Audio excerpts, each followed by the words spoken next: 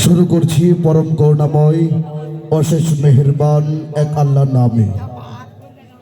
সুরের প্রতি মানুষের আকর্ষণ বোধ সেই জন্মলগ্ন থেকে। ছোট্ট শিশু মায়ের গুনগুনানি গান শুনে ঘুমিয়ে পড়ে মায়ের কোলে।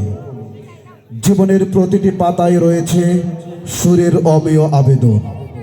অধিকন্ত আধুনিক মিডিয়ার শিরিবে যেন সারা দুনিয়ায় দুলছে সুরের দোলায়।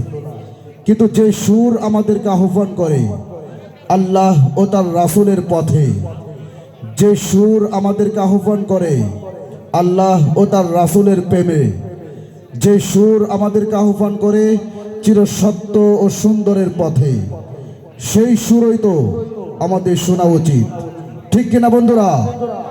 তাই তো সেই সুর হৃদয়ে হৃদয়ে অন্তরে প্রান্তরে ছড়িয়ে দেওয়ার লক্ষ্যে সিদ্ধা ভাটিয়াপাড়া যুব সমাজ আজকে আয়োজন করেছে চমৎকার মনোমুগ্ধকর বর্ণাঢ্য ইসলামী সাংস্কৃতিক অনুষ্ঠান।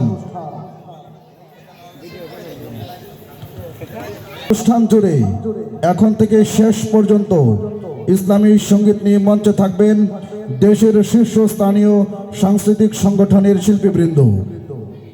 অনুষ্ঠানের এ পর্যায়ে মঞ্চে আহ্বান জানাচ্ছি পবিত্র কুরআন হতে কালামে পাকের তেলাওয়াত।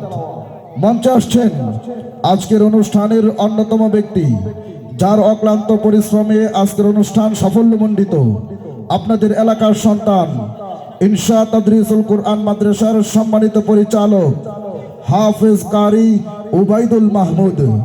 মঞ্চে আসছেন উবাইদুল্লাহ মাহমুদ।